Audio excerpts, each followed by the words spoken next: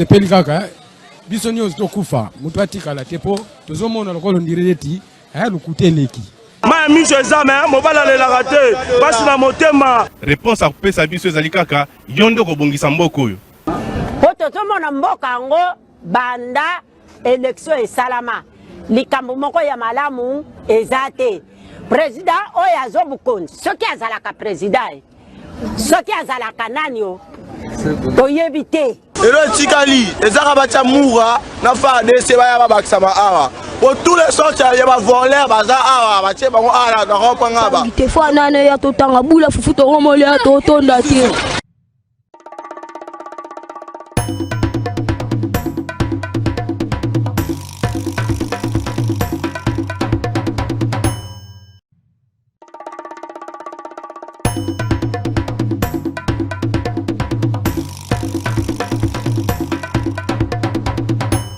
Epeli kaka biso nyonso tokufa mutu atikala tepo tozomona lokolo ndireti lukuteleki ma miso ezame mobala lelaka te basi na motema. Réponse akopesa biso ezali kaka yo nde kobongisa mboka oyo po tozomona mboka yango banda élection esalama likambo moko ya malamu eza te. Président oyo azobukonzi soki azalaka président soki azalaka nani o toyebi te. Elo tikali ezaka batia mura na FARDC baya babakisama awa pour tous les sortes ya ba voler baza awa batie bango ala na kopanga ba te fo nane ya totanga bula fufu to romole ya totonda te.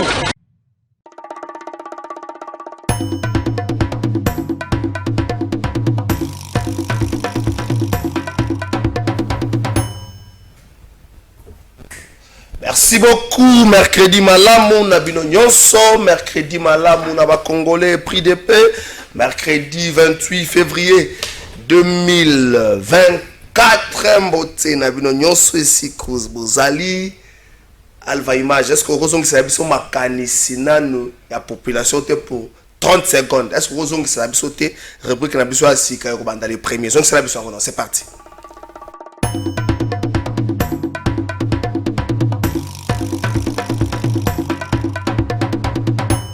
Epeli kaka biso nyonso tokufa mutu atikala tepo tozomona lokolo ndireti lukuteleki ma miso ezame mobala lelaka te basi na motema. Réponse akopesa biso ezali kaka yo nde kobongisa mboka oyo po tozomona mboka yango banda élection esalama likambo moko ya malamu eza te.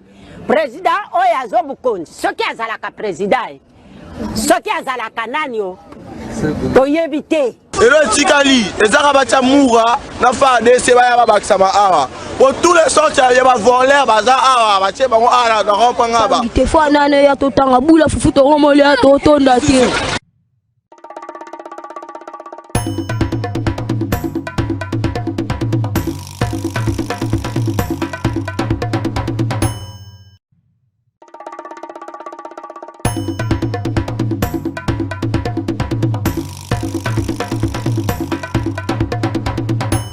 Epeli kaka biso nyonso tokufa mutu atikala tepo tozomona lokolo ndireti lukuteleki ma miso ezame mobala lelaka te basi na motema. Réponse akopesa biso ezali kaka yo nde kobongisa mboka oyo po tozomona mboka yango banda élection esalama likambo moko ya malamu eza te.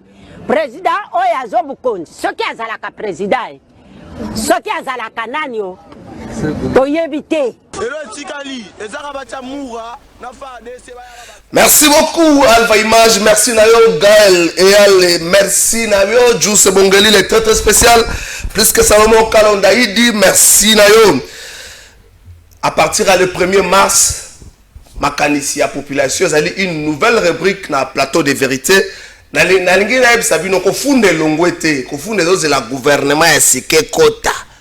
Ko funde ko ya longwa lobby na zalaki na Hilton Hotel et pas informateur na moni ndenge comme siège à parti politique mais ko Hilton Hotel azo sala mbongo na ndenga muke mukete. Ba politicien bazo vanda ka wana tamu nazo kota batinyo oh non, oye pas vieux. Ah na yé pas vieux ndenge nini. Oye pas informateur, na yé pas informateur. Hilton Hotel ça lango hôtel, restaurant ça à la 4e niveau moi terrasse. Na ke pas mon conseil, ok pas mon conseil, ok pas vieux, ok pas informateur. kuna ba politicien ba komi ko baluka na ko filmer bango boza na bino ko ndima na ko filmer ba o Nathalie na bureau ya informateur bazaki na programme te na ba ko baluka na ko filmer bango. Merci na bino to pesi bino makasi tata mokonzi ya kolo Félix Tshisekedi Tshilombo azalaki na tête à tête mokolo ya lobby na président angolais na ngambo ya Luanda Joao Lorenzo tata mokonzi ekola kende ko répondre na invitation ya président angolais conséquemment na rencontre na bango le 18 février na Addis Abeba na mboka Ethiopie tata mokonzi ekolo atikali ferme na position na ye a lobby cantonnement ya badongolo miso ya M23 a lobby RDF a se retirer na territoire congolais wanande bakoki ko solola na bango soki te lisolo ezate tata mokonzi ekolo azalaki lobby kuna asolaki na président angolais akosola pe na ya polo boyebi ya polo président ya Rwanda akosola pe na ya polo na sima soki bakozala moi d'accord Félix Tshisekedi lobaki na point de presse soka saki na ba journaliste lobby ya koswana M23 te akoswana moto atindaka bango donc moto atindaka bango ya polo. Merci beaucoup wana ezali basango oyo tozalaki nango na table na biso ya mokola lelo yo totikali na série ya ba contentieux. Qu'est-ce qui s'est passé réellement na élection na Mweka? Mweka kuna kota ba kulut nanga Constantin Mbengele. Constantin Mbengele mo sala nga mo bien. Veut ko bengata na 2h du matin yambi téléphone. Ça te kazo yamba na pongi yambi peut-être trésor. Toi yambi kala faille ça va? Et puis a tenu au lobby boni. Côté kuna pe kota ba ve kota ba professeur Evariste Bouchab Mabuchi Mabileng atape candidat sénateur longo na mama. Aza candidat sénateur mais longo pe na mama pas za candidat sénateur. Mama kuna na professeur baza ba candidat sénateur. Mais bazala ki pe ba candidat député national boyebili kambe komela ki bango. Ngara lobite ki komela bango sube boyebili kambe komela ki bango bazaki ba candidat baza pe kuna. Tozotala kaka. Na yoki pe basango ndenge na yoki na Équateur.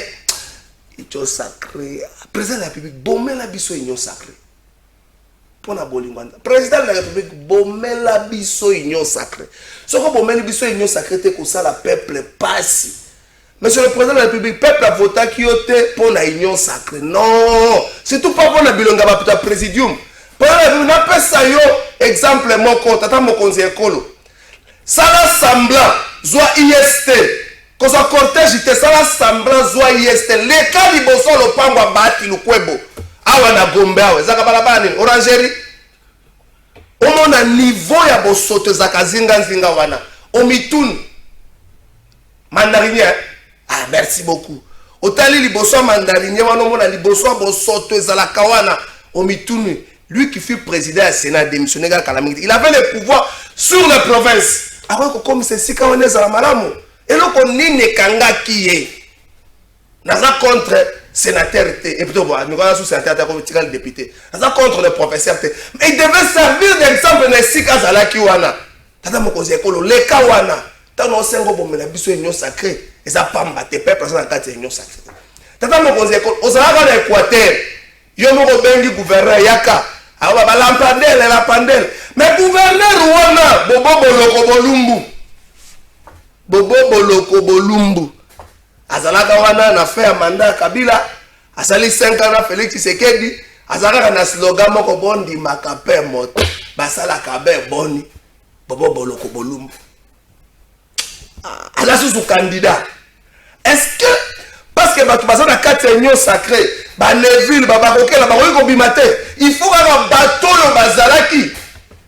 Qui a dit que Boloko Bolumbu après presque 7 ans passé dans la tête de la province Équateur, à la source de la manière le mot Roy Kobimsa pour la province. Il peut avoir de moyens, on dit d'accord. Mais est-ce que manière est assikasa dans pour assis à Sali 5 ans. Tout le à Sali malam tout ma problème na bisoté, mais au moins à Sali. Donc manière na ye peuple équatorien yebi yango.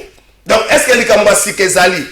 Pas ni bilenge baro kendete na Équateur wana bilenge baza mo ebele ba Lizo Bazali, Jean-Paul na comment na kana yekola Bazali, batu baza ebele na Équateur, batu baro kendete. Kaka bobo bolo, comment batu mo bazo na kombo ya au nom de l'union sacrée. Union sacrée. So ibongo batu ba bibala na kata union sacrée ekufa nango. Parce que formateur a dit que tu seras liste union secrétaire. Pour ma tante passe là yekuna. Monsieur de passe, est-ce que ça en union sacrée? Tata me pose école. Et là on dit que bomba liboso les erreurs du passé qui sont gardées ça union sacrée. Cause bomba yango. Cette histoire de chercheurs de postes, des égoïstes qu'on appelle l'union sacrée, bomba la biso yango. Osoka na okatanga bato o mona bilenge moko alati kasaka o Jacques Kiabula l'homme wandani soki wainje mahele ne silente nana yesu mino Kiabula mahela sikezali asa géré pendant 5 ans mahela sikezate aucun na province au nini o ya Lualaba juste bongeleza na province ya Lualaba et pas Fifi Masuka la province ya Lualaba okomona bato no maman Fifi Masuka na moni mo bilenge moko boye bakomi kosala mikolo ba tweet oh maman Vivi Masuka mahele sili na noté il faut donc qui vous a dit que maman Vivi Masuka mahele sili elle a été la dépose en 2015 ataka vice-gouverneur tia comme gouverneur depuis 2015 Vivi Masuka ça la tête à province qui vous a dit qu'elle a des idées nouvelles pour la province qui vous a dit pour le discours non achever makambabane achever ça passer là province ça passer là cette histoire de l'union sacrée fait du mal à la nation aujourd'hui. Vivi Masuka n'a plus rien à démonter dans la province de Lualaba. Maëlle Sazaki n'a pas tiango en place, c'est fini, un peu c'est tout. Botia Batasika. Batasika, basé belé. Botindika bango Batasika. Pourquoi pas Ozaki dans Sénat, Jean-Paul, comment dans l'angle? Ah, Mise Bayemba, belé, belé. Ah, Mise Bayemba, Kazaki Mbingabo. Ozaki dans le bureau de Sénat avec le professeur Bahati. Comment dans l'angle? Avec qui sont les questions sur Mbingabo. Pourquoi pas? Pourquoi il faut ça? Qui vous a dit qu'il faut battre la Batika rapport? La promesse est comme Biamba là-bas. Tant que nous avons Maëlle Sikabato, on dit Matengo, Bila était à Maïndombe. Tant que Maëlle Maëlle Sikata, ça dit, c'est qu'elle a fait la Maïndombe, c'est qui Maëlle là. Tant que Maëlle Sikata, a fait sur la Baïda Sikate. Arrêtez-nous ces histoires-là. Mais c'est le président de la République, Yomoro Lobaki, Torre erreur à passer son qu'elle a arrêté. Donc, pour qui même pour Bomba Union Sacrée, pour que tu aies Union Sacrée dans la liste, il y a erreur à passer. Ils ont gagné à côté. Les présidiums, les présidiums, sans douter. Même à la tête de l'Assemblée nationale, tu n'as pas besoin de gens qui viennent nous dire oh non, tel doit rester. Expérience, tu n'as pas besoin de gens. Tu n'as pas besoin de simbi film, tu n'as pas besoin de bakaka, tu n'as pas besoin de bakaka. Aujourd'hui, c'est un liste de boka ngangai. Tu n'as pas besoin de oui, le manga mamboka. Est-ce que le manga manda kuna yo? Na le manga mamboka. Chacun sa manga mnaï. Na bi yango to kotika na la question ya mweka. Qu'est-ce qui s'est réellement passé? Nanya lekaki te mais na mboka za na commune à 3 sièges. Ils ont 3 sièges, ils ont la Constantin, honorable Constantin Benguela, les Kaki, Nani Sous. Honorable Chanza. Honorable Chanza, et puis Nani Sous. Honorable Bouchabou Antoine. Bouchabou. C'est pas honorable Bouchabou, mais c'est Bouchabou. Bouchabou. Bouchabou. Ouais, c'est pas Bouchabou. Bouchabou. Bouchabou. Bouchabou, et pas les Kaki. Mais Baza peut na cour, va contester, ça peut moi ma casse. Les 3 ici sont attaqués. Non, 2. 2 gars, tous les 3. Tous les 3 sont attaqués. Ouais, des bonnes guerres. Ou encore il y a eu des irrégularités. Tokolo Belango au cours il y a une émission Nabiso. Il y a Mokolo Yalelo. Maître Junior Bakokela, santé à moi bien té. Moi quand même pour répondre à l'invitation Nabiso. La passion beauté, paix, bonne guérison. Merci Mbote Ndeko Trésor Kalafay Ramazani. Merci pour l'invitation. Merci à nos téléspectateurs pour l'opportunité. Il y a quand même Nabiso à ce net moment. On appelle Mbote le chef de l'État, le président de la République. La distinguée première dame, mais également à tout honneur, à tout honneur, à notre cher et beau président du parti, initiateur de l'Union fait la force. Je cite l'honorable Constantin Benguela Kwete Tamok. D'entrée de jeu dans le moment mouké, mais un petit biscuit pour tout le monde, on a bitumbango. Autour de par rapport au qui a venu à le patriarche Modeste Bahati. Mais moi je vous dirais que la ville est gouvernée. Il y a un gouverneur de la ville qui s'occupe de la voirie urbaine. En quoi vous devez impliquer l'honorable Modeste Bahati? Non, la ville est gouvernée par Gentini Ngobila. Je le cite nommément. Il y a des patrons, il y a ville, comme ça va voirie urbaine, opération qui nous peut te kenda wapi. Alors, en quoi on doit infliger le président où il a mis tête haute, où il a sali remise et reprise à son ici, véhicule nyonso, et pas il y a Namaboko à l'État. Donc, il est sorti dans la grande porte avec honneur Modeste Bahati. Et Batondeng, on a mérité beaucoup de respect et beaucoup de considération d'opinion, mais également, et pas il y a Congolais. On a appelé ça un numéro répondeur. Et ça, il s'afficher. Il s'afficher. Juste, vous mettez il y a la zone d'Israël, il y a les arrêts à la plateau, il y a les arrêts à la régie, il y a le plateau. juste Bongeli on afficher les biso numéro répondeur ou tout ça moto bon quand on a repé ça ba message là ba besoin de comment on un message na 23 c'est pourtant il y a un numéro na kotanga message ngo po atangi aja oyo akataka bangolo tili mais atia numéro on a répondeur wana akobelinga message wana il faut qu'on préciser na ba téléspectateurs ba abonné à Snell ko ba benga te numéro les ali pona ko juste on va afficher le numéro là c'est bon boko benga te bande ko numéro répondeur to loba ki muta benga te tindaka ka message c'est tout on peut s'adresse ayo on peut s'adresse ayo on peut si opposer la problème aux amis voilà identité na yo identité ko reptika la ko révéler identité na yo te et ko sala masula anonymat to ko soka ba problème na yo to pesi mais identité to ko révéler yango te to batela yo po mona tango soki to relever identité ba picoler le câble zo ba to so ko vanda la monnaie carte pour bera na courant voilà merci to la Abidjan à la matière à couper sa vie. Attendez cette émission le vendredi. Ndeko Flori Chamakongo. Ah, ndeko comme vous avez bien Chamakongo, le président de la Ligue de jeunes, il y a UFF, la pression botte. Chamakongo, le banni. Merci ndeko journaliste pour l'invitation et puis to komi na plateau. On a komanyola moi muke makambo étaler situation il y a élection. Kuna na territoire na biso ya Mweka. Chamakongo Chamakongo eza donc mutu moko boya za facilité ya kolima. Place mabe ezali ya kolima. Donc yo nous suspect photo ça no ya wana na limo ka bato ya mabe. Ya wana ke kanga bana mutu malamu honorable Constantin Bengele. O azo yana bosolo na mbebo. Azo yana ba discours ebelete mais azo yana ba réalisation na territoire na biso ya Mweka. Na koma ko banga makambo ezima. Ko banga te. Chamakongo Flori. Merci beaucoup ndeko Neville ya zali pe quand même moto ya zala kana biso mingi na fait sur moto zali cadre ya parti Union fait la force donc toi na secrétaire général je ba kokela bato amisa ba mbona ba tamso ba mzo amona ke ma ba je ba kokela yo communicateur yo koto azali secrétaire général ya UFF Union fait la force la parti politique mo botami na fin 2017 ti le logo beta kaliki boye bambula nango fin 2017 ti le logo boye bambula nango donc tango bomona ke kanzaya ka ono azole kala kalobi na yaki nae junior kisanga junior ba kokela lobi na yaki nae elenge mo ka bengi o yaya na kuna na Snell ozo ambongo ti na kata $30 te ngabi se tinda kaka bilenge pe communication ngo bon ne connaît bien la question beauté. Merci. Bonjour Karafai. Nalina nasongela très rapidement dans la situation il y a Olubaki pour Bosoto, le PSCG Olubaki non, ça concerne les gouverneurs. Mais tout dans un principe simple, qui peut le plus, peut le moins. Donc déjà ce qui est Azali président du Sénat, associé à l'Assemblée provinciale, et puis il peut d'une manière ou d'une autre avoir un droit de regard. Là on peut juste placer un mot, mais actualité, ils ont mené vraiment dans le Congo. Dans Milita, nous avons l'actualité par rapport à la contentieux électoraux au Koleka, et puis nous allons en parler tout de suite pour Nakaya Mweka. Il faut signaler que Baboukla Piango depuis lundi 26, Baboukla qui déjà toutes les audiences, il y a eu 1200 dossiers qui ont été recueillis. Et sur les 1200 dossiers, 15 seulement ont été jugés recevables et fondés. Sur 1200, donc ça a été un travail de titan. Je salue en passant le président Kamuleta parce que en situant une chambre unique pour gérer la situation, on a pour éviter les cas de dérapage et tout, il fallait qu'il y ait vraiment de la transparence. Un peu quand on est pour la situation, il y a invalidation, au Bassani va invalider tout. Alors tu vois, c'est pour une première fois dans l'histoire de la démocratie Nabiso qui va invalider tout. Donc c'est vraiment quelque chose et nous voulons que l'eau bon, mais aux Zongela qui ont tout de suite là pour la candidature. Juste là, ils ne sont pas encore privés de leurs droits politiques. Parce que c'était la Cour constitutionnelle n'est pas une cour pénale.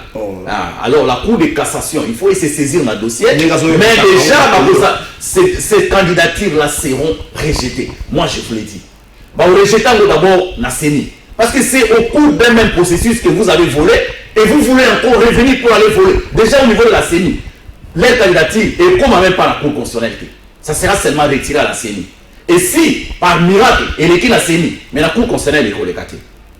Parce que ça, c'est la plus haute cour du pays. Quand on a déjà dit ces gens, ils ont volé et puis on a confirmé ça. En tout cas, la cour ne laissera pas passer ça. Sur les 82 personnes, Moko, 81, pour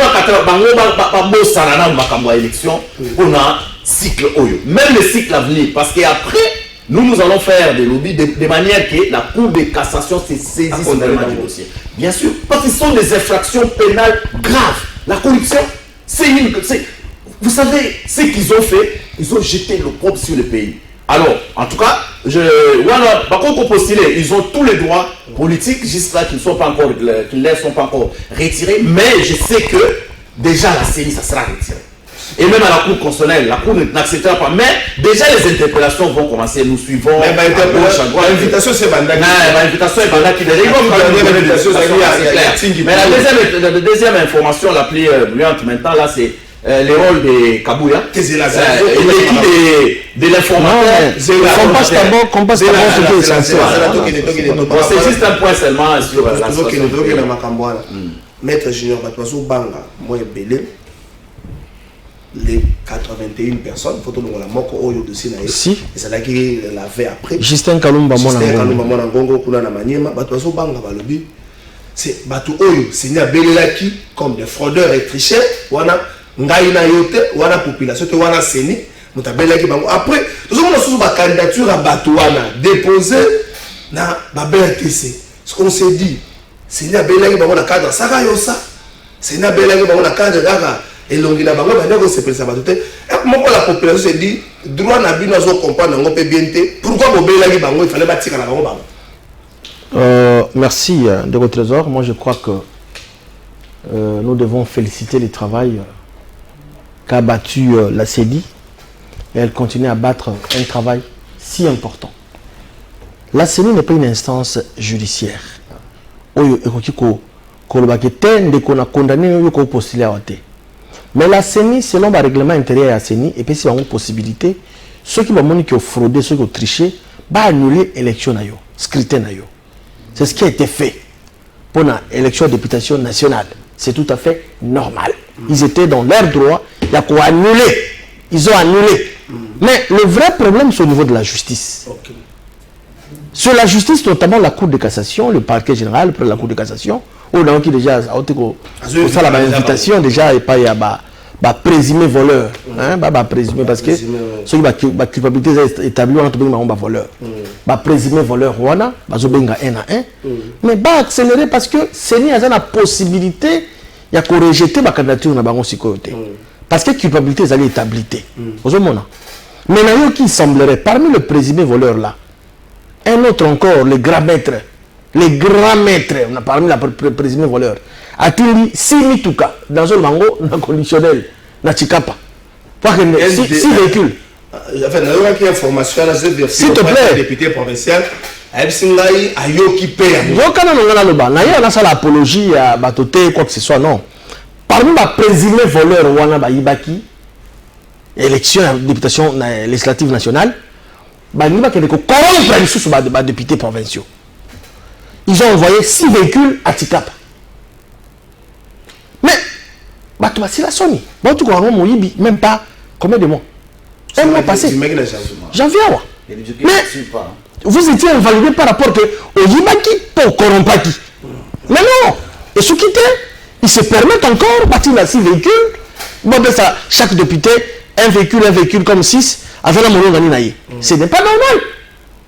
Ce n'est pas normal. C'est ainsi que nous avons averti déjà qu'on prévenir les CENI. Tata wana yelisusu na tikapa na mituka pour la corrompre. Ce n'est pas normal. Et on ne va pas se laisser faire parce que c'est que sur le bon cheval de bataille qu'on éradique totalement la corruption. Si un pays où se basé dans la corruption, tu dois avancer, tu dois se développer. C'est que tu as la tête pour tout le monde pour que la corruption est ici dans la moko. Mais batata mi continuer comme pratique la corruption pour corrompre. Pourquoi? J'aurais appris ça par le trichement d'un monsieur sérieux qui m'a passé cette information. Et moi j'ai dit mais ça devient quoi? Le monsieur doit cesser avec la pratique où on a bondoki. À peine votre convalidation parce que yibaki, on corrompt qui tata mobimba, ce qui wana te okepe na sénatorial okende corrompre sous ba député provincial kende na projet de société na négocier selon là ce qui je suis saisi moi en retard bande wana ba mais c'est ça le comble, c'est ça le problème parce que la CENI n'a pas CENI avait un pouvoir à rejeter la candidature à Bangote. C'est ça le problème. Moi je demande même la vieille firme, le procureur général pour la Cour de cassation. Au sein qui va présumer voler Rwanda. Fixer le dossier au sorte que la cour, sorte na tribunal les compétents pour que va culpabiliser bango, va condamner bango, va priver bango droit de vote, va priver bango même pendant pas j'aurais mais c'est vrai, il y a 6 ans. 6 ans. Oui, bah condamner bango pour que parce que ça même c'est comme si ils ont pris ça comme bango force, même ceux qui sont ça concernés ceux qui na il faut ça sanction exemplaire. Bah condamner bango avant la liste finale définitive, il y a cour constitutionnelle. Il y a CENI plutôt j'allais dire. Oui, espérons bien de que Flori, que la population dans le point wana Maître Junior a relevé encore. Ce qui est retard, c'est ça. Batouana, Bakozala. Bakozala, oui. Ce qui est le dossier communiqué, monsieur échangé, ce qui a validé le mandat, on est commis, non, on est immunité, et comment on a été commis à faire, monsieur. Oui, on a profité, dans le même fil d'idées, que Koluta ou Chikoloba. Il faudrait que nous avons besoin, il y a renouvellement, il y a classe politique. Ezate papa wana bakoma ministre plus de 5-6 fois ba ko kende lisusu na yo ki au début à ozoloba kuna na hôtel côté ba ko consulter batu ya union sacrée et ba azo consulter ne batu nyonso azo consulter batu nyonso yo kanga mi kuna na union sacrée kalio ekomi boulevard na bango po ba kende kuna ba dépenser ba mbongo ba ndenge ka yo uti oloba awa cette fois-ci nous voulons à ce que bano ba aussi sa classe place la bango ezalini ba papa ya depuis kala depuis Kabila ba yendi susu Kabila ya mwana bango na bango kaka bango ne batanga classe ya bien ba mususu batanga classe ya bien te ya mwana ta kutali sa peuple que totika batu oyo basali déjà musala to ko interpeller pe chef de l'état toza batu ya union sacrée mais boso les ama bete batu oyo les basi basala kala ba okipa ba poste expérience ezali musala za kitoko expérience ba yoko la kayango e utaka likolote ba rope ba koma ba leader ndengeni ba rope ba koma ba kulutu ndengeni ba rope ba koma ba expert ndengeni. C'est par l'apprentissage qu'on devient aussi ce que les gens sont en train de penser. Classe oyo batu ba ko tanga biso bilenge place la biso ezali bilenge bwana ba problème ba ko biso ya kana musa soko busala deuxième jour on a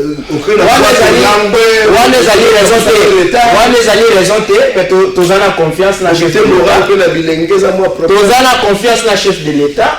Nous journaliste Kalafay pour sous-traiter le bureau en jeune Floride, déjà ministre dans plateau. Je le crois. Ministre vraiment il y a mis les choses sur la plateau parce que chef de l'État Azali n'a pas ça il y a renouvellement il y a classe politique. Quand dit-on la science sans conscience est une ruine de l'art. Nous voulons soutenir quoi? Si nous voulons le changement, essayons de changer aussi les gens qui se sont fatigués. Netourouti Koloba, Moutazala qui est déjà sénateur, exemple typique. Devant sa porte, devant le couloir où il est en train de passer, il n'y a pas d'assainissement. Désordre des alliés, Bonsoto des alliés. Changez cette personne-là. Mettez quelqu'un qui peut aussi mériter. Donnez la chance à cette nouvelle génération. Qui peut encore redonner encore l'image au Yamalamu pour que Makambo ekende Malamu ekende du tout bien. Alors qu'est-ce qui se passe ici chez nous? C'est le même cas avec notre territoire de Moïka. Batu o basala banda kala ba okipa ba poste clé ya mboka oyo. Bon mon bébé comment te pekisi bango. Bazo continuer kaka koyiba. Mon bébé comment te pekisi bango basala sous-souté. Yebi sangai. Yo tata tokangi yo ki moyibi. Bana ba kokoma nani soki yo tata ba démission na moi moyibi bana ba kokoma nini ba koza éducation nini ba tete bele bazaka bombe na ndako suka na mutari guerre ndeko na ngai il faut bilo mususu to yoka soni bilo mususu eza ya soni obimi na étape ya ki moyibi olingi lisusu ke ne komi exposé est-ce que oyebi ba conséquences o les découler na sima ya biloko wana bango ba kosala. Merci beaucoup tozokota siko na dossier penza ya Mweka de Conneville yo zaki na Mweka en tant qu'élection mandataire zaki mandataire ya regroupement na tant na kanango élection na regroupement na bino zaki na combien de candidats na Mweka na niveau national trois Mweka c'est 3 parce que 3 sièges il fallait prévoir aussi 3 candidats Bobimisi combien de candidats des élus Moko Constantin Benguele.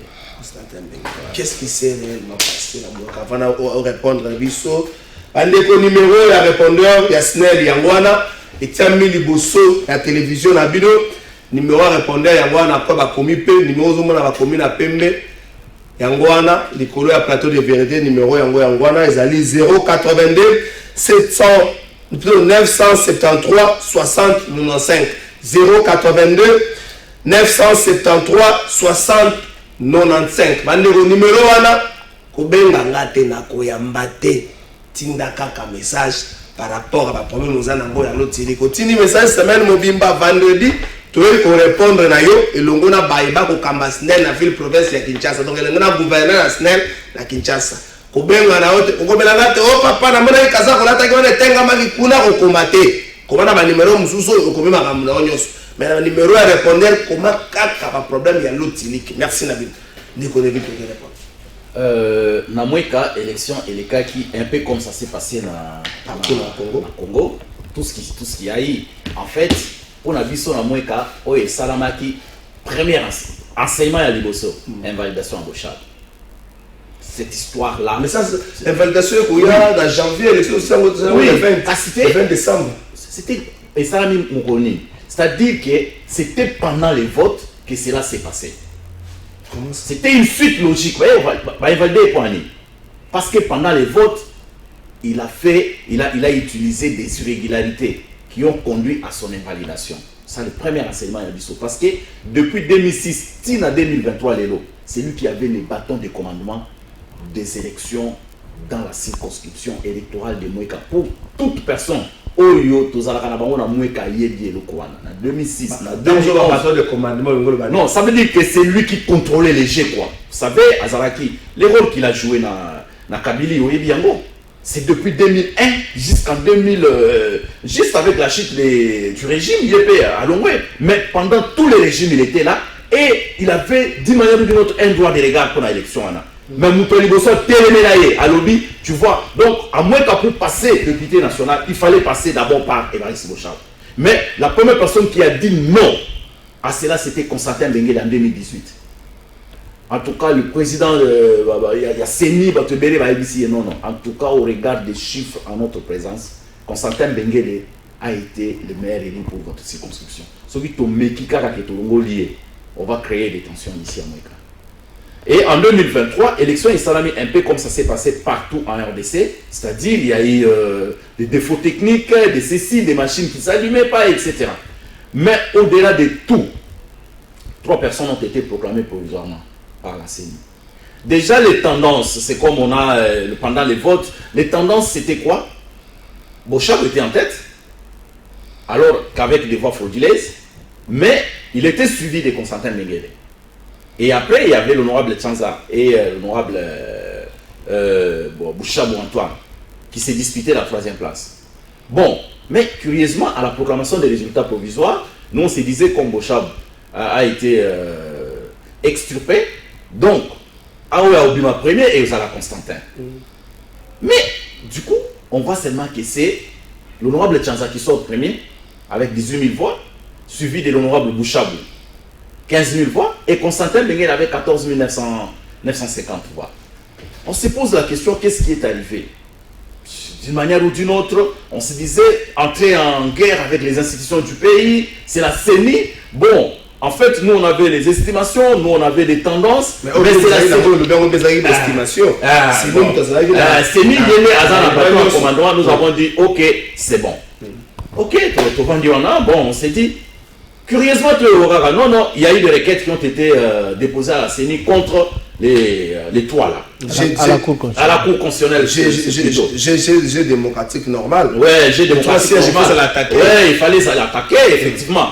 Un certain Lukengu a déposé une requête contre notre autorité morale Constantin Benguele Kwetetamo. À l'objet, non, à Ibaki élection, etc., etc. comme c'était fait dans la foulée, dans la précipitation, dans la haine, dans la jalousie, monter de tout pièce. J'ai fait des pages, c'est là. En 2024, la phrase le rôle la haine, jalousie, tout le monde a vu. Comment ça? Et ça, la biloko yo, bah te belé, bah me mise quinquennat, Félix Ségué, elle est contre un gars. Non. Le bac, Ndekouana a attaqué Bisso, peut-être, Azana va preuve peut-être, na série dans le Seigneur Tali, parce que c'est une de la gestion à Nyon, soit mon est-ce que la police au Gisela est en Seigneur mon que Ndekouana Azana va voir, puis tu as dit la voix. Il y a un moment où on va elle déjà. Voilà. Qui a enchérir, Azo continue par phrase naïe. Pourquoi Alobeza haine, la jalousie? Na français balobaka, il n'y a jamais eu un crime parfait. Parfait, oui. Na place ba comme Mbengue le Kwete Tamou Constantin. Voilà. Ba ke comme requête na kombo ya Tamou Kwete Tamou. C'est une autre personne. Ouais. Ce n'est pas la personne de Constantin peut-être. Alors, il y a un monde qui a haine, la jalousie.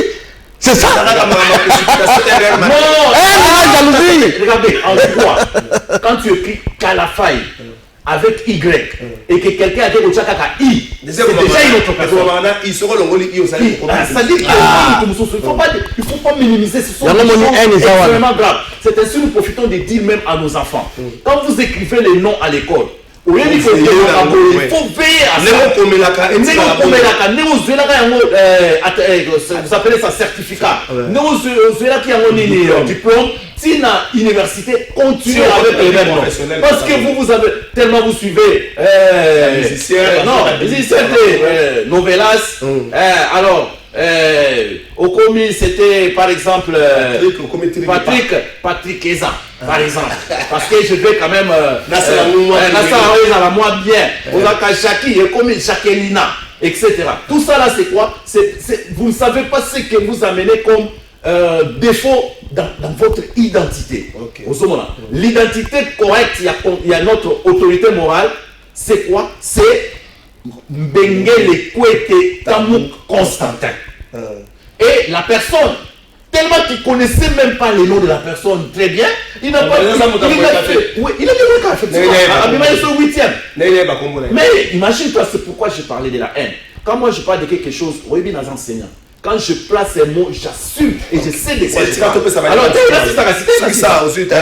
c'est ça. Donc, alors, à quelqu'un déposé plainte, requête naïe, malheureusement, ça a été jugé irrecevable, faute d'adresse, défaut d'adresse et tout. Bon, il y a eu aussi la requête d'un certain monsieur, Martin Ikoutiko, qui a attaqué, député, il est le député honoraire, à qui a déposé une requête contre Tchanza. Et nous allons y revenir avec... C'est la Tchanza Azawate. Mais non, nous allons parler de ça. C'est la Tchanza Azawate. Maître Chino Bakouké, il est un juriste. Et puis il a droit à moi, le rôle de la haine, la jalousie, ça va se gâter. Et ça va se monsieur le plan social. Je vais faire un peu de mibeko. Je vais vous expliquer ce que vous avez l'élection salemaki, nengi mokambi ya lingomba na yo, bozali komilovela au soir et à l'event, akozala nenge bokulaka bosha bazaki ba problème ya kozala premier et puis les restes les deux autres bakolanda. La publication a signé, il s'est retrouvé 3e. Car c'est un Etienne à l'équipe quand même. Voilà. Ba attaquer. Tant on va attaquer, bolobiki ni requête wana c'est là qui jugé non recevable faute ya élément au bo énuméré. Donc nangongo recevable et non fondé. Recevable et non fondé. Non, c'était irrecevable. Non, c'était recevable. Non, irrecevable. Moi j'ai OK. C'est irrecevable. Irrecevable. Si on nangongo tout ça là, mon cousin d'ailleurs appartient à un problème parce que ceux qui muto attaquer qui est ezali jugé irrecevable. Batouana bazouzi baza quand même bazo baté batali, ben les mots ils allaient évoquer combo adresse ezate, mutazala kana balabala mupila yo tie na balabala kasongo, eza vraiment des personnes différentes ba retourna yo mais kenoko bongisa ta eza monguna ya moto nyonso. Na minute azana problème te boyi ko lela te na siège na bino. Merci Trésor Kalafaï. Oyebi rôle ya député national. Azana barol naye notamment ya collège Ferré la loi na contrôle exécutif azana mandat national et non provincial l'honorable Constantin Benguele peut intervenir dans une situation où il y a une Équateur, dans le territoire et qu'on les cas, na Bagata, et qu'on les cas, et pas na yo, na Équateur, et qu'on les pas na yo, na Maniema, et qu'on les pas dans la Congo central, et qu'on les pas dans la Kasaï. Parce que les lignes congolaises ont 4 provinces.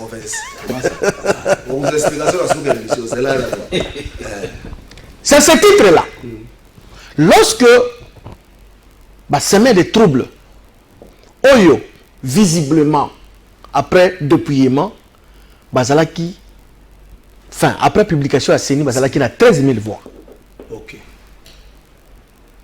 Le monsieur, la personne qui a eu 18 000 ou 19 000, chance a mis premier, on a baigné en étant député national pour la cohésion qui met la carte à territoire. Non seulement moi, il peut intervenir partout ailleurs à travers la République. Même na Goma.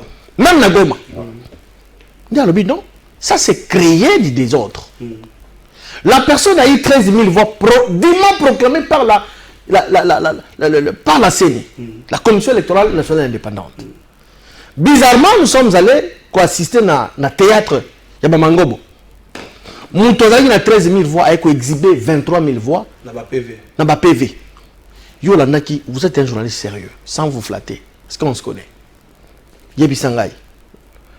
La commission électorale n'a pas bête à l'Ibo, qui a tout le monde 100% de PV dans CENI. Bon, ils ont moi passé. Fais sa réponse. Ok, ils ont moi passé. Ok.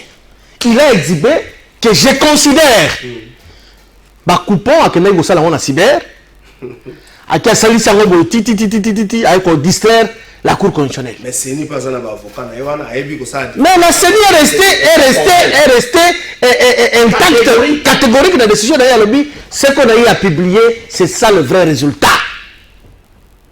On n'a pas commis une erreur, c'est une omission en ce qui concerne la circonscription électorale de Moueka. Ils étaient clairs, les représentants de la CENI. Le monsieur, non, à ça qu'on scandait, n'a pas salle, parce que le réquisitoire du ministère public et le but recevable est fondé.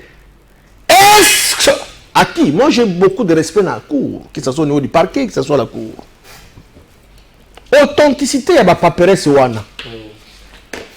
Ma papier, on a un winner. Oh, Azul yango wapi. Non mais je dis, ils ont un papier à winner.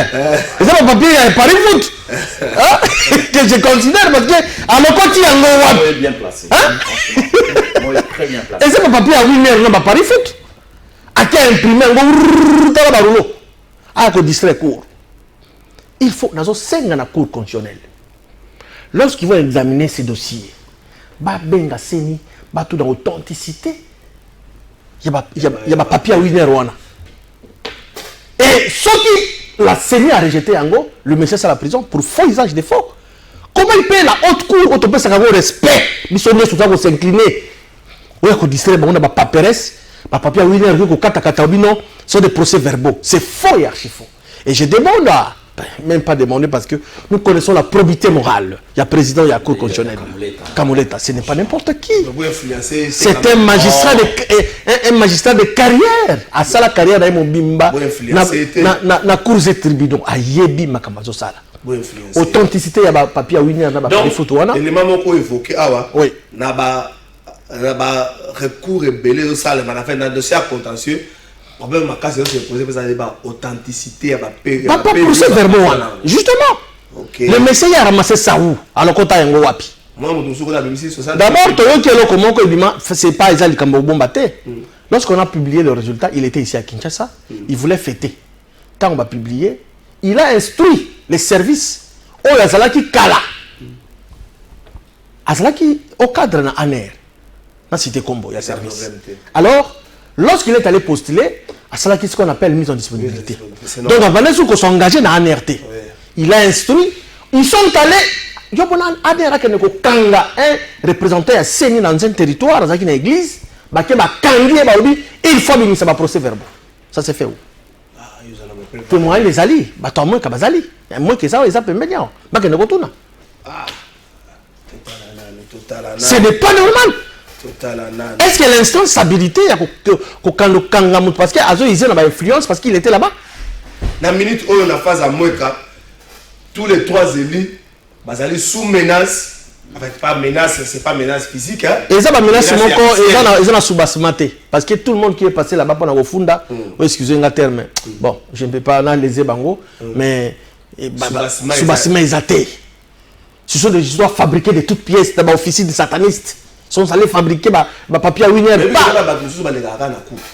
On a une époque qui est qui va banate. Mais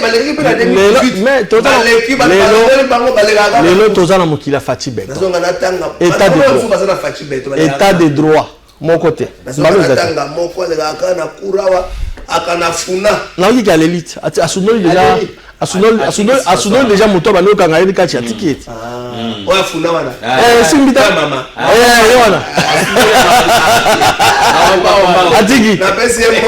État de droit, papa. Saline de votre trésor, Bisso, Grand Bakongo, Tolobi, gouverneur à Kinshasa, il faut Aouta Kaka, na Grand Bakongo. Neko Zela. Neko. Message au bandal, le voté, on a 50 fois. Les autres, ils ont déjà mis parler. Neko. Au voter, vous allez député provincial, vous allez grand électeur. Si vous avez ici, trésor à la fin, ça l'année. Oui, c'est un bon gouverneur qui a tout le la Congo central. Nasa la nini. Nasa la nini. Qui vous a dit qu'il faut gouverneur pour vous de la Congo central? Moi, par exemple, si vous avez tout point de vue, dans la pose, ça va influencer ma grand électeur. Mais je me dis, na mayele, na esale, na nene na rebeli moto, moto le a deux cas sur la route, vous avez un bon gouverneur. Voilà, deux cas sont. Si vous avez tout la présidence de l'Assemblée provinciale, non, n'est-ce pas ma preuve. Pourquoi Jésus ne veut le chèque? C'est un bon président de l'Assemblée provinciale. Si vous avez dit Jésus ne veut le chèque, dans le cas Songo, et vous savez comment bien. Jésus ne veut le chèque. Député provincial. C'est ça. Et vous savez qu'il y a Limba. Et vous savez comment il y a bien. Mais si vous avez influencé Batou, n'a pas influencé Batou, n'a pas grand électeur. N'est que souci les bien. La boya en gote mais na électeur de la minute le cop comme ya ba. Mon député provincial no voter yo les gars il y a une dépression. Donc on a la vie là. Donc on a makambo na o il faut uta so dine ngana so sali. Mais ndeko on ezali ko favoriser le tribalisme. Le Congo appartient à tous les Congolais. Il faut que le gouverneur ou la Kinshasa zalaka mu Congo to muto bandundu. Non. Bonjour de votre trésor, je me demande est-ce que épisode oyo tozo mona ya bandeko ya union sacrée soki après départ ya Fachi Ekosila ekokoma lokola théâtre ya Muyombe gauche te.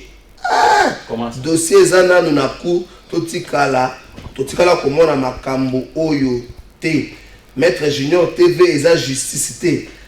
Maman Rachel Chilumba depuis cité Maman Mobutu. Merci beaucoup Maman Rachel. Eza justice te bon la condamner nani. Alobi azobanga ki épisode union sacrée comme roi théâtre moi. Donc moi ko jakomi na 3 ans c'est na histoire moko bon vena pesi ka moto wana vena biso le Congo. 4 ans même. Ndeko trésor le mal de notre pays c'est sanctions. Au Congo, il n'y a pas de sanctions, pas de députés déclarés fraudeurs, ils méritent 10 ans.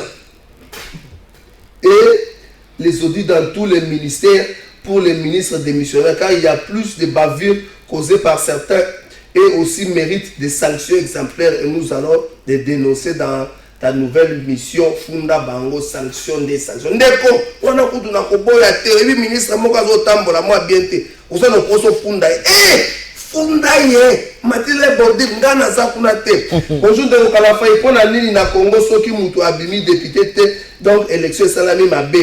Ça vraiment passe. Vincent Matamba depuis Congo Brazzaville.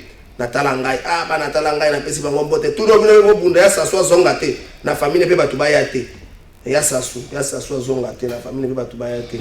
Merci beaucoup.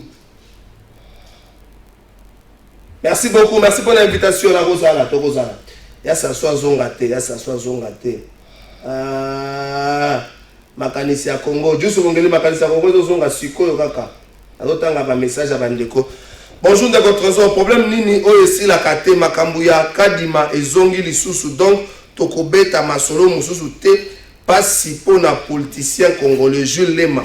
Bonjour trésor, ceux qui tomoni maître junior na plateau to yebi ki aye pour rassurer biso que misala ya snel ezali ko salema Carlos Bibo alors bien ngote lelo teme numéro ya ngwana de Carlos Bibo numéro ya ngwana 082 082 973 60 95 ou commis message de sur SNEL ba ko répondre na yo ba diffuser sur na ngo ya ko komeli biso. Bonjour ndeko journaliste pona mweka en tout cas biso nyonso toyebi nani azalaka na biso nyonso batika la biso honorable Mbengele Constantin Kongolo Kwenda Iketa Jean oyo pose la cousin.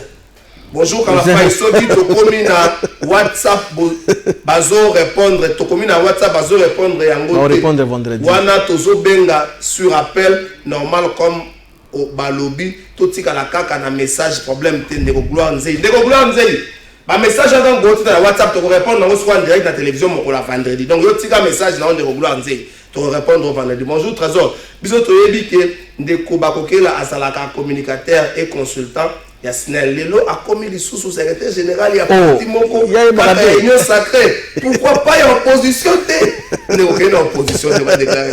Bonjour Trésor tout na maître junior après sa biso adresse ya parti na bango j'aime bien leur autorité morale s'il te plaît tozaka na wileria on appelle ça directement eza maman Ange Kambwa pesa adresse ya siège national ya Union fait la force toza justement na croisement ya Wileri na Rwakading en face ya entrée à Kalufungola na immeuble wana bokomona pendant na biso Union fait la force mais ndeko nazali secrétaire général ça fait 3 ans et demi que je suis secrétaire général de l'IFF avant même que na comment ko vulgariser l'action chef de l'état nazalaki déjà secrétaire général à IFF donc nazam payate comme secrétaire général. Merci beaucoup. Bonjour de votre trésor ezanga ndeko sim wabelo depuis Njili quartier 8 biso awa courez à la canne ezalaka me facture ya kaka ba 30 000 tozo futa molili ndeko na ngai babi numéro kuna ndeko na nga sim wabelo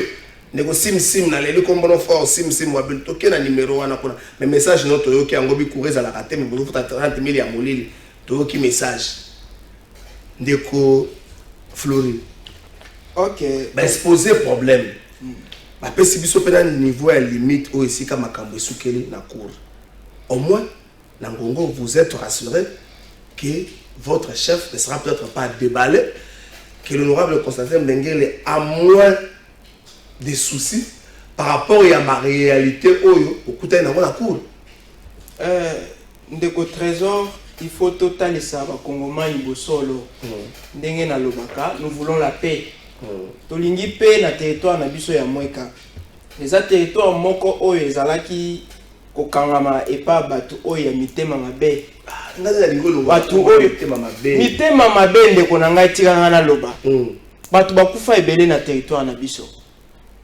batu ebele ba perdre bandako na bango na territoire na biso ya Mweka kobosa na te situation comme une ensemble et toucha pe Mweka lelo yo muto aza candidat maléré o to ko benga Martin Cook o nazo cité na kosenga na ye akende kozwa repos na kimia atika makelele atika ko instrumentaliser population. Qu'est-ce qui s'est passé?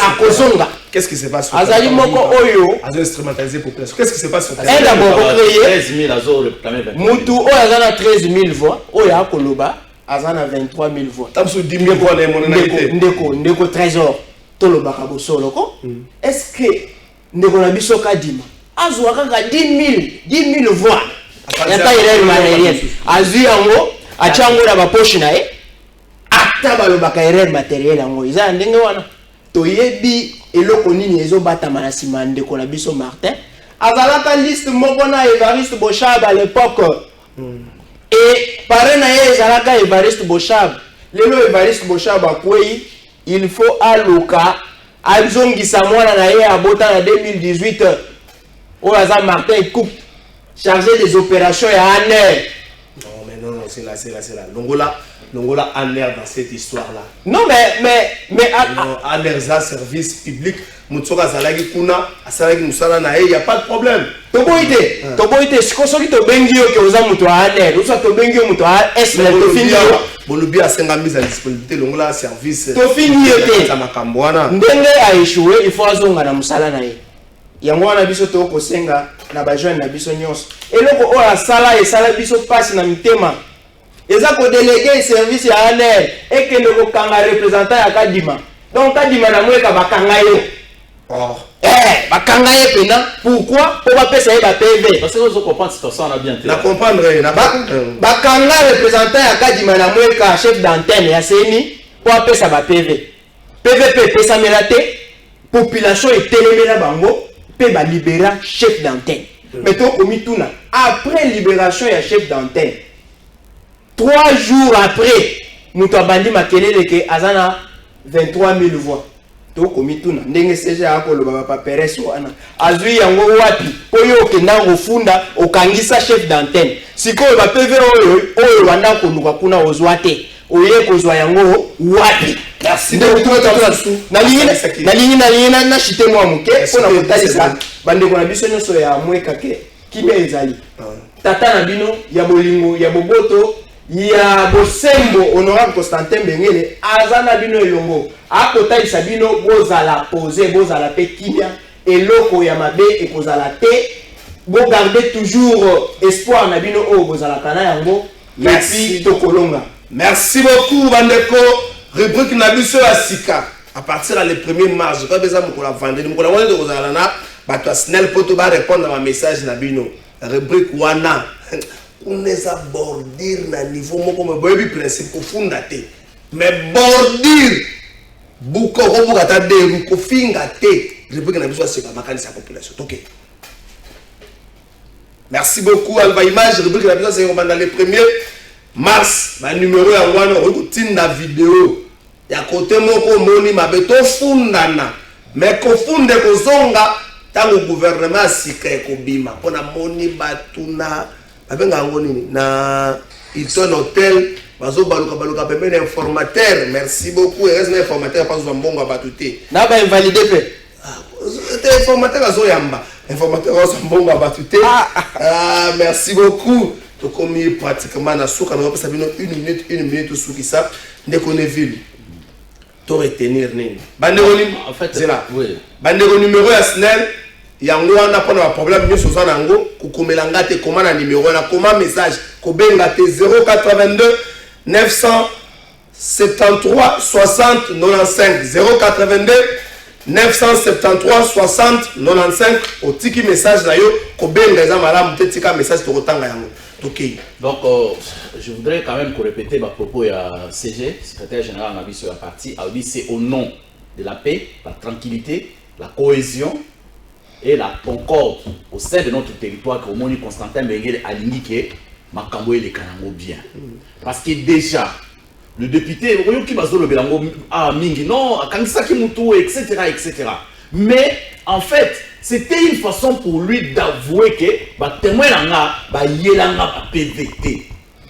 Parce qu'il a fait arrêter les chefs d'antenne, il y a Seni, il y a Mweka, pour apaiser ma PV. C'est-à-dire, mon collègue vote, il a dit aux yeux de tout le monde, parce que la radio Top Congo avait relayé ça. J'ai les sons.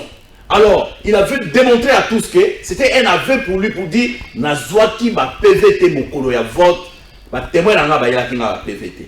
Mais curieusement, j'étais quand même stupéfait, tiqué na cour parce que j'étais là à la cour constitutionnelle le jour de l'audience.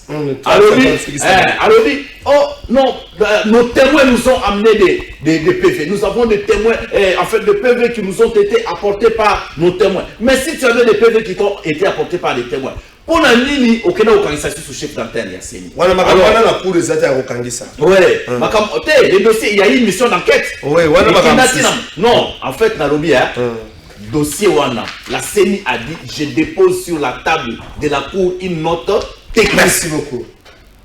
Merci beaucoup. Maître Jean Bakokela, aussi ça le rôle à Mokosi, Ndeko Flori, un tout dernier mot pour toi, Maître Jean Bakokela, quoi Mokosi. Nous sommes le Komoto, le roi secrétaire général, la zone d'Imaté. Mieux vaut une absence sincère qu'une présence hypocrite. Merci. Je vais dire ceci à toute la jeunesse en quasi totale de la République démocratique du Congo. Notre combat est d'aider ces pays à prendre le relève, sans oublier la situation qui nous pose problème à l'est de notre pays. Je sais que nous sommes de cœur avec vous, avec tout ce qui se passe de l'autre côté. Hélas, nous n'allons pas seulement nous limiter sur la situation de notre territoire de Mweka. on va avoir aussi l'œil regardant de l'autre côté à l'est pour compatir avec les gens qui sont en train de vivre dans des conditions précaires. Merci beaucoup. Maître Junior, secrétaire général à partir sur tout ça. Bon, je le dis ici, hein, en entame, je le dis, souci honorable Constantin, qui est la paix, de Konangai, Neville Lobby, qui est la paix, cohésion, concorde entre la communauté. Parce que cette histoire est compliquée au la communauté. La CENI a se trompé quitté à 13 000 voix, d'une manière miraculeuse, à 23 000. La cour bat 5 authenticité, il y a winner, il y a papier à Paris Foot, il y a imprimé à Zuyango Wapi. Et la loi, elle dit, mais c'est la loi. Ceux qui ont faux usage des fonds, de quoi sur le banc, il y a des ressemblants. Parce que, Tokoki, Mokonzambo, Kazako, Bunda Butu, moi, il y a qui met à l'amboka. Tolingi Bato Bazolinga va créer trouble dans la communauté Tolingi Angote. C'est ça, en fait, nous demandons à la Cour constitutionnelle que nous avons confiance dans le président et que tant que nous traiter le dossier, la population va s'attendre. Nous avons dit. Merci beaucoup, Maître Junior. Dans ce pays, dans le discours, dans le discours, il y a Ndeko Flori, dans ce pays, il y a un message, il y a Ndeko Neville, plus la paix est régnée. La communauté, vous êtes appelés à vivre ensemble éternellement. La communauté, les chercher plus la paix. Comme on dit qu'on a été pour un siège à l'équipe qui est dans le Parlement. Non, non. La cadre à Bolingo, il y a des préoccupations. Il y a des préoccupations. Il y a des préoccupations. Moi, quand je tombe à telle province, je tombe à Congo et Longa. Parce que Kimia, merci Nabana Mokali, merci pour nous faire des exercices. Mes vidéos, mes photos, il y a Mokali le 1er mars. Mokali ngobila ba ka za na Kinshasa ko gouvernage ko akoma ko baluka na ba rond-point Mokali pe rond-point zata akoma kuna ko sani akoma minga ko rond-point Kambela rond-point Wileri mais lo be ba sani na rond-point Wileri wana à part ka ndeto mena ko rond-point Wileri ko kizobazo ba mais lo ko ba sali wana za pe na sens pensa te lo ko sani na rond-point Wileri wana eza pe pesa na sens te bon lo ko to ba nostalgique to se pe la rond-point Wileri bon eza pe pesa na sens te ndenge za ko ma déjà saleté parking avec voiture tant que vous en plein béton c'est pourquoi vous réserver c'est pour un parking donc mais batozo komisa gouverneur Zegoko qui notre nzela Mokali on est bon la nzela o ya nguma ba campagne ngande munda bada que notre na Mokali bato ko ba dodom mais comment na Mokali posaka kawa na bombe dodom na Mokali ya ngobilo zaka dikando mwana kini vous se pela na condition de que la besoin qui ça gouverneur ngobilo tango bifandi.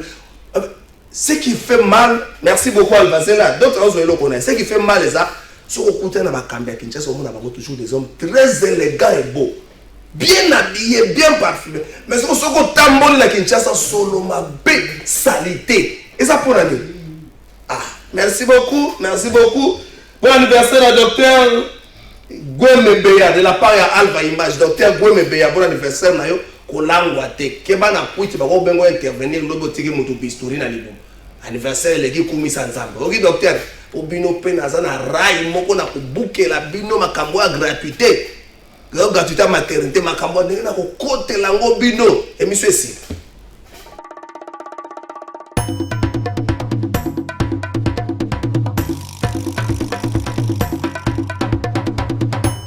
Sepeli kaka biso nyonso tokufa mutu atikala te po tozomona lokolo ndireti lukuteleki ma miso ezame mobala lelaka te pasi na motema réponse akopesa biso ezali kaka yo nde kobongisa mboka oyo po tozomona mboka yango banda élection esalama likambo moko ya malamu eza te président oyo azobukonzi soki azalaka président soki azalaka nani o toyebi te elo etikali ezaka batya mura na fa dese baya babakisama awa po tous les sortes ya